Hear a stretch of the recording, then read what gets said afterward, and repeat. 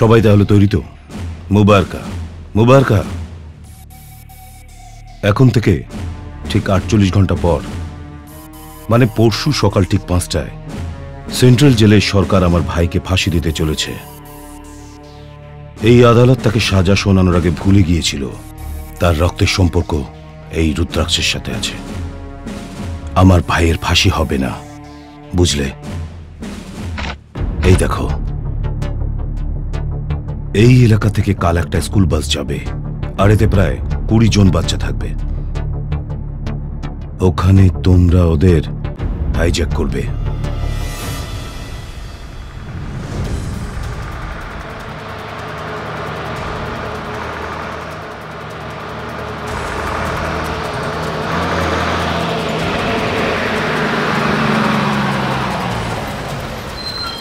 এই রাস্তায় এই সময় কে শুয়ে রয়েছে? চলো নেমে দেখি।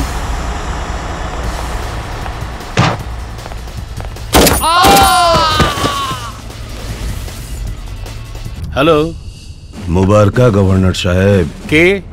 আমি কে বলছি এটা জানার কোনো দরকার নেই।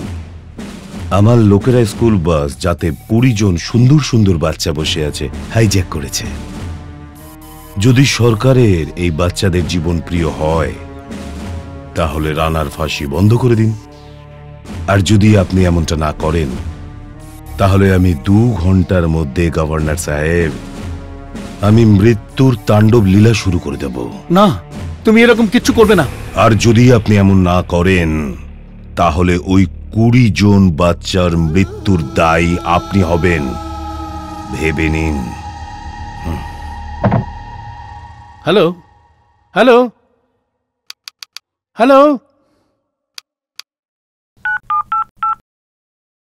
হ্যালো, সেক্রেটারি, কমিশনার খান্নাকে ডাকো। তাড়াতাড়ি কর, জলদি চল, তাড়াতাড়ি চল, জলদি চল, জলদি চল, এই চুপচাপ চল, তাড়াতাড়ি কর, তাড়াতাড়ি চল, তাড়াতাড়ি চল, এই চল চল চল চল। কমিশনার খান্না, এইমাত্র দিল্লি থেকে খবর এসেছে, সরকার যে কোনো মূল্যে রানার ফাঁসি আটকাতে পারে না। কারণ এইরকম ভয়ঙ্কর আসামি, যার উপরে 5টা খুন, 10টা ধর্ষণ, ভারী অস্ত্র পাচার এবং স্মাগলিং এর জন্য দোষী সাব্যস্ত হয়েছে। এখন সরকার কোনো হুমকির সামনে মাথা নোয়াতে রাজি নয়। কিন্তু স্যার, বাচ্চাগুলো ভীষণ বিপদে আছে, পরিস্থিতি ভীষণ গম্ভীর। আমি জানি কমিশনার খান্না, কিন্তু বাচ্চাদের জীবন যে কোনো ভাবে বাঁচাতেই হবে। অফিসার্স, আপনারা যান এবং বাচ্চাদের খুঁজে বার করুন।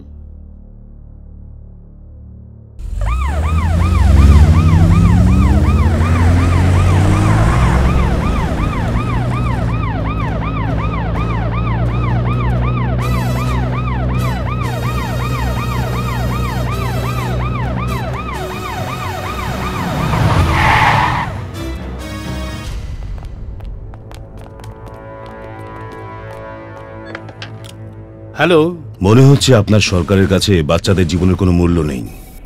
আপনি সবার আগে পুলিশ ফোর্স ওখান থেকে সরান। আর হ্যাঁ, ড্রাইভারদের তো আগেই আমরা মেরে দিয়েছি, এবার হলো বাচ্চাদের পালা। না, তুমি এরকম কিচ্ছু করবে না। আমি ওখান থেকে ফোর্স সরিয়ে নিচ্ছি। 2 ঘন্টা, শুধু 2 ঘন্টা। Hello hello mister Khanna, police force সরিয়ে নিন, ওদের উপর কোনো ভরসা নেই। Yes sir.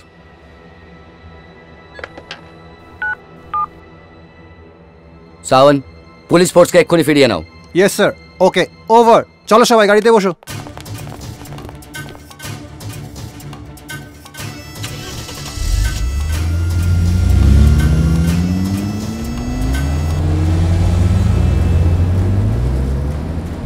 What a shame on আস।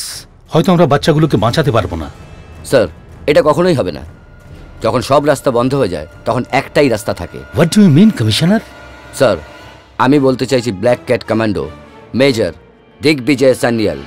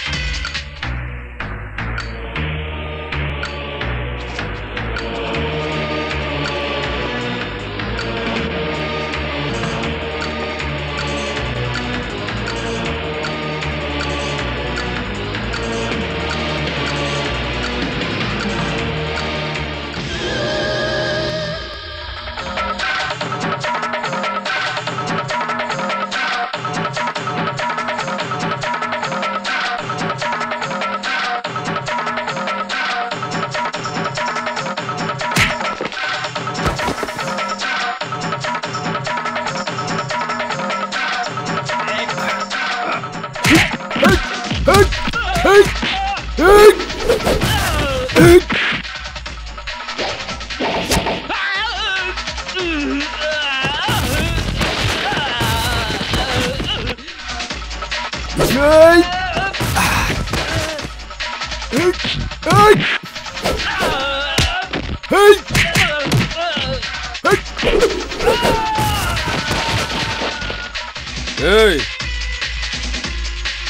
চল পিস্তল ফেল, চল জলদি, তাড়াতাড়ি কর।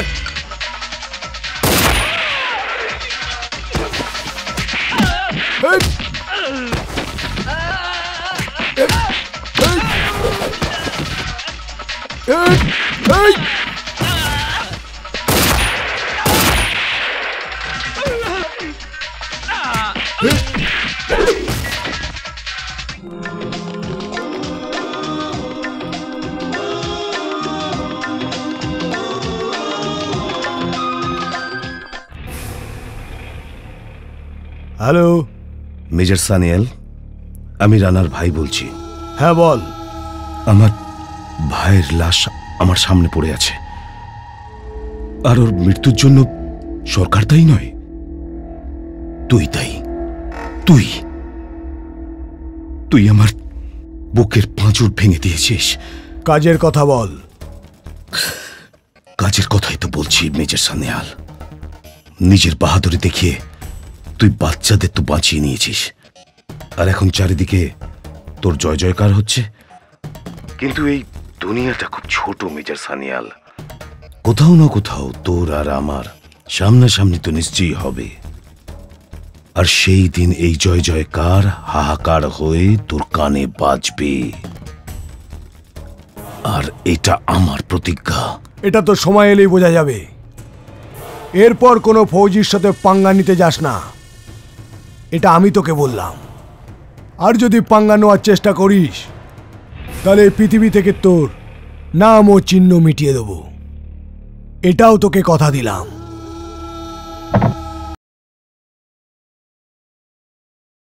যেটা শুনে তুই আনন্দে লাফিয়ে উঠবি। তাড়াতাড়ি বলো না বাবা। বাবু, তোর ভাই বিজয় ইন্সপেক্টর হয়ে গেছে। তাড়াতাড়ি ওকে ফোনটা ধরতে বলো, আমি ওর সাথে কথা বলতে চাই। দিগ্বিজয়, তোর ভাই তো ডিউটিতে গেছে। গুরু, তুই তো মার মধুর সামনে এত বড় প্রতিজ্ঞাটা করলি, পূরণ করবি কি করে? পুরো করবো ডংরু, নিশ্চয়ই পুরো করব। তোর প্ল্যানটা কি? আমি ওই 3টে মেয়েকে আমার প্রেমের জালে অবশ্যই ফাঁসাবো। ভগবান, এই ডাইসটা একটাও মেয়ে ফাঁসলো না, আর আপনি 3টে মেয়ের কথা বলছেন। কথা শোন, তুই এক্ষুনি গিয়ে মাকে বল যে আমি কথায় কথায় কথাটা বলে ফেলেছিলাম। কেন ঝামেলা বাড়াচ্ছিস? আর রইল অরুণের ব্যাপার, ওকে কোণে নিয়ে গিয়ে ঘপা ঘপ দিয়ে দি, আর মধুর সাথে বিয়েটাও দিয়ে দি, টেনশন ফ্রি। এই তো 1 মিনিটের কাজ ডংরু, কিন্তু বিয়ের পর কি হবে? ও সম্মান পাবে, স্বামীর ভালোবাসা পাবে, আর ওই পরিবারে ওকে নিয়ে সবাই থাকতে পারবে না ডংরু। ওই 3জন মাকে যে অপমান করেছে তার বদলা আমাকে নিতেই হবে। ওই 3জনের মাথা নোয়াতে হবে, আর ওদের ভাইকে এটা বুঝিয়ে দিতে হবে যে বোনের ভালোবাসা কি জিনিস, ওর দুঃখ কতটা। তুই ওই 3জনের কোনো খোঁজ খবর এনেছিস? হ্যাঁ, আমি সমস্ত খোঁজ খবরই এনেছি। 3জনের নাম গঙ্গা, যমুনা আর সরস্বতী। কিন্তু এই নামের কোমলতা আকৃষ্ট হয়েও না। ঝড়, আগ্নেয়গিরি, বিদ্যুৎ, বড় ভয়ঙ্কর এরা। তুই ভালোবাসার কথা বলছিস না, এরা হলো ভালোবাসার বিরোধী। বিশেষ করে পুরুষ জাতিকে ভীষণ ঘৃণা করে। আর কি কি জানতে পেরেছিস? অনেক কিছুই জেনেছি। এই যমুনা না একজন পুলিশ অফিসার। বাপরে বাপ, আমি জীবনে অনেক অফিসার দেখেছি, কিন্তু এরকম ভয়ঙ্কর অফিসার আমি জীবনে দেখিনি। বহুত ডেঞ্জার রে বাপ, বহুত ডেঞ্জার।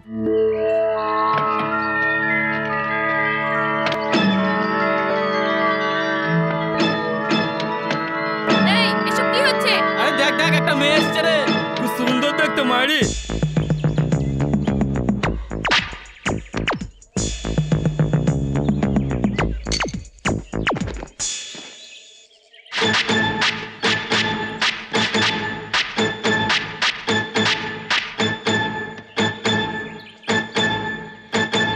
লেডি ইন্সপেক্টর রে, তাও আবার একা এসছে। হ্যাঁ, আমি একলাই তোমাদের সবাইকে সামলে নেব।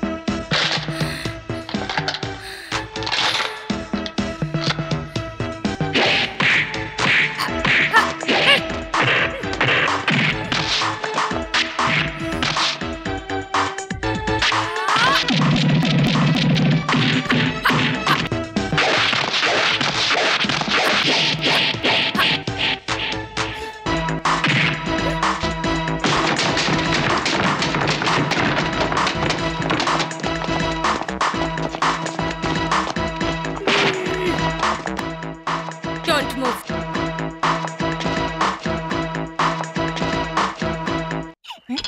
এখন বুঝেছো তো গুরু, সিদ্ধান্তটা পাল্টাবে নাকি?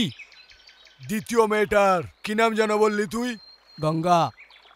উকিল, উকিল তো না, যেন ঝড়। দাঁড়াও, লক্ষ্মী স্যার কেস তুমি লড়ছো না? হ্যাঁ, কেন? তুমি এই কেসটা ছেড়ে দাও, আমি ওর স্বামী, বুঝেছো? ওহো, তুমি ওর স্বামী? খারাপ সময় লক্ষ্মী তোমার পাশে ছিল, আর এখন ভালো সময় তুমি ওকে ডিভোর্স দিলে। এখন বেচারি কোথায় যাবে? জীবনটা কি করে কাটাবে? তাতে তোমার কি যায় আসে? আমি ওর অধিকার ফিরিয়ে দেব। তুমি প্রত্যেক মাসে ওকে 10,000 টাকা করে দেবে। এই কেস জেতা না পর্যন্ত আমি তোমাকে ছাড়বো না। তুমি বেঁচে থাকলে তবেই না জিতবে। আমি কি চিজ তোকে এখনই বলছি।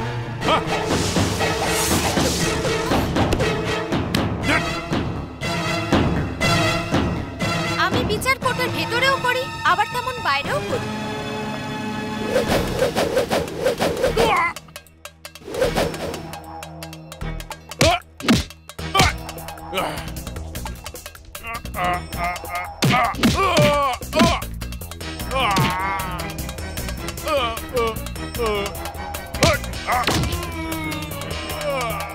ওরে বাবা! এখন আমি নিশ্চিন্ত, তুই তোর সিদ্ধান্তটা পাল্টে ফেলেছিস। সিদ্ধান্ত বদলায়নি, বরং আরো মজবুত হলো। তৃতীয় জনের ব্যাপারে শুনবি না? সরস্বতী যে বিদ্যুৎ আর বিদ্যুতের মতন খালি চমকায়, তাই না? না, চমকায় না, জলের মধ্যে দাঁড়িয়ে থাকে। তার মানে উনি হলো পেশায় ডাক্তার, শুধু মহিলাদের চিকিৎসা করে, কিন্তু পুরুষদের সামনে ঘেঁচতে দেয় না। বিয়ের আপাতত কোনো ইচ্ছেই নেই। এসব উল্টোপাল্টা কি বলছিস? পরিষ্কার করে কেন বলছিস না? উনি হনুমানজির ভক্ত, ব্রহ্মচারিণী, সামনে গেলে বেরোয় শুধু রক্ত।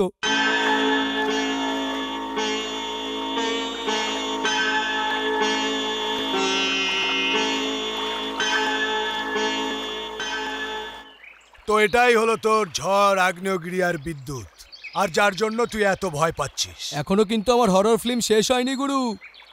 এই 3টে বোনের দুঃসম্পর্কের একটা আঙ্কেল আছে। ওনার হলো 3টে ছেলে। বড় ছেলের নাম হলো এড়ে, মেজো ছেলে হলো বেড়ে, আর ছোট ছেলের নাম হলো গেড়ে।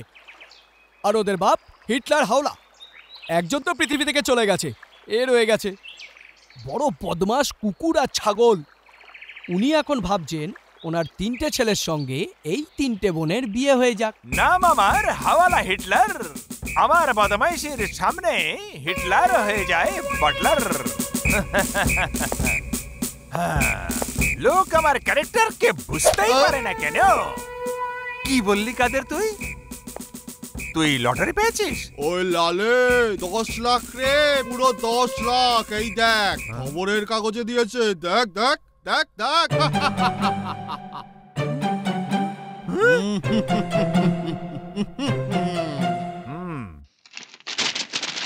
অভিনন্দন কাদের, তুই তো এবার লাখপতি হয়ে গেলি। কিন্তু আমার কাছে কেন এলি? শুনেছি সরকার ট্যাক্স কেটে টাকা দেয়। ওরে লাল, তোর কাছে তো কালো টাকা প্রচুর প্রচুর আছে। এ লটারির টিকিট নিয়ে নে, আর কালো টাকা সাদা করে নে। পুরো 10 লাখ টাকা ক্যাশ দিয়ে দে, সেটাও এখনই দে। ঠিক আছে কাদের, আমি তোর মনস্কামনা পূর্ণ করছি। না হিটলার না। ও ও ও ও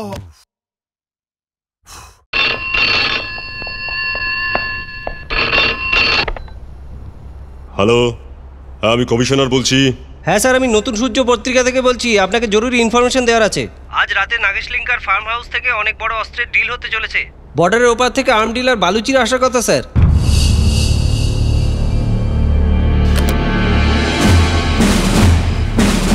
ওয়েলকাম ইব্রাহিম বালুচি, ওয়েলকাম। এখানে আসতে কোনো অসুবিধা হয়নি তো? সীমান্ত পার করতে তো বিপদ থাকেই, কিন্তু ইব্রাহিম বালুচি এমন বিপদের মোকাবিলা করতে জানে। যদি অস্ত্রের ব্যবসা করতে হয় তাহলে বিপদের সাথে তো খেলতেই হয়। পেমেন্ট আগের মতোই আমার লোক তোমাকে পৌঁছে দেবে। না, আমি তোমাকে আগেই বলেছি, এইবার পেমেন্ট হাওলাতে নয়, ডেলিভারির সময় চাই। কারণ আগের বার তোমার পেমেন্ট লেট হয়েছিল। 10 কোটির পেমেন্ট আমি এক্ষুনি এই মুহূর্তে চাই, না হলে আমি আমার ট্রাক নিয়ে ফিরে চলে যাব, বুঝেছো? ইব্রাহিম, আজ তুই অনেক ভুল কথা বলছিস। নাগেশ লিঙ্কা, যার নামে ডঙ্কা সারা শহরে বাজে, তার সামনে ট্রাক নিয়ে যাওয়ার কথা বললি কি করে? এই জায়গা যেখানে তুই বসে আছিস এটা মৃত্যুর ঠিকানা। নাগেশ লিঙ্কার অনুমতি ছাড়া তুমি এখান থেকে 1 ইঞ্চিও নড়তে পারবে না। এটা তুমি ঠিক করছো না নাগেশ লিঙ্কা, এটা একদম ধোঁকা। আমাদের ধান্দায় মানুষ লাশের সিঁড়ি চড়ে শিখরে পৌঁছায়। তোমার ট্রাক তো যাবেই না, কিন্তু তুমি আর তোমার লোকেরা এই দুনিয়া থেকে অবশ্যই যাবে। বকবক বন্ধ করো, আমি এখান থেকে নিশ্চয়ই যাব, বুঝেছো? এই কি করছো তুমি?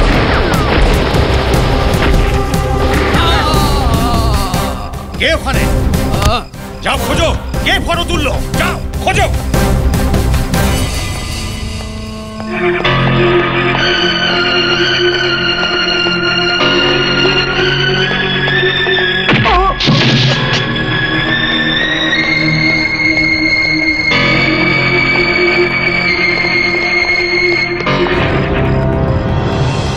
লিঙ্কা সাহেব, এখানে কাউকে পেলাম না।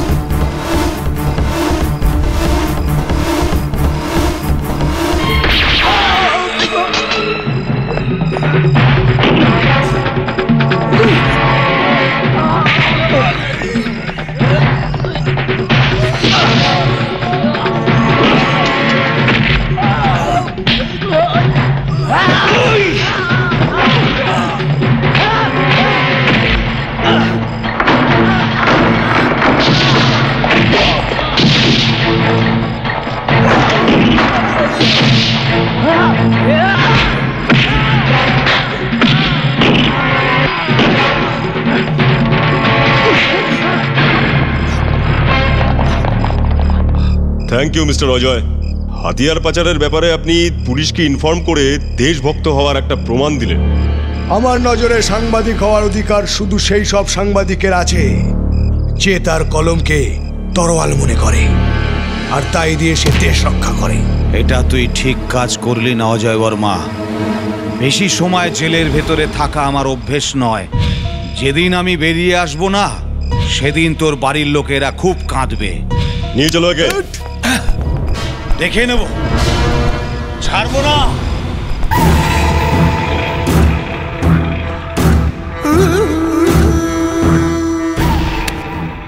নাগেশ লিঙ্কা, এই যুদ্ধে তুমি নিজেকে একা মনে করো না। তোমার বন্ধু সত্তার পাঠানো তোমার সাথে আছে। সাংবাদিক অজয় শুধু তোমার শত্রু নয়, ও আমারও অনেক লস করেছে। আর আজ ওই অজয়ের জন্য আমাকে আমার ড্রাগসের ধান্দা বন্ধ করতে হলো। সত্তার ভাইয়ের সাথে আমার কথা হয়ে গেছে দাদা। তুমি শুধু আমাকে এটুকু বলো, ওই শালা অজয়কে আমরা কিভাবে মারবো? নাগেশ লিঙ্কা, যার নামে ডঙ্কা সারা শহরে বাজে, সে নিজের শত্রুকে না কখনো ভোলে না মাফ করে থাকে। তুমি কিছু ভেবো না সত্তার ভাই, এই কেসের ফয়সলা হতে দাও, তারপরে অজয় বর্মাকেও আমি দেখে নেব। অজয়বাবু, এটা তো খুব গর্বের ব্যাপার যে আপনাকে সাহসী পত্রকার হিসেবে সব মানুষই চেনে, যে সবসময় অন্যায় আর ভ্রষ্টাচারের বিরুদ্ধেই লড়াই করে থাকে। দেখুন, সফলতার কোনো সীমা নেই। মানুষ চাঁদে পৌঁছানোর পর আবার সূর্যে পৌঁছানোর স্বপ্ন দেখতে থাকে। আমি তো শুধু এটাই বলবো, যেমনভাবে জীবন সত্য, আবার মৃত্যুও সত্য। আমাদের এর মুখোমুখি হতেই হয়, কিন্তু যেসব মানুষ মৃত্যুর ভয়ে খুনি আর শয়তানদের সঙ্গ দিয়ে আসছে, তাদের বাঁচার আর মরার কোনো মানে হয় না। আপনি আপনার জীবনের ঝুঁকি নিয়ে নাগেশ লিঙ্কার মতো খতরনাক অপরাধীকে গ্রেপ্তার করিয়েছেন, আর ওকে সাজাও দেওয়ালেন। যদি প্রত্যেক নাগরিক নিজের কর্তব্য এরকম পালন করে, তাহলে এ দেশ থেকে ক্রাইম আর কারাপশনকে সহজেই শেষ করা যেতে পারে। আরে এটা তো খুব খুশির কথা যে সেন্ট্রাল ক্লাব অফ মুম্বাই আপনাকে এবছরের ম্যান অফ দ্য ইয়ার সম্মানে ভূষিত করেছেন। এই সম্মানীয় পুরস্কার পাওয়ার পর আপনি কি অনুভব করছেন?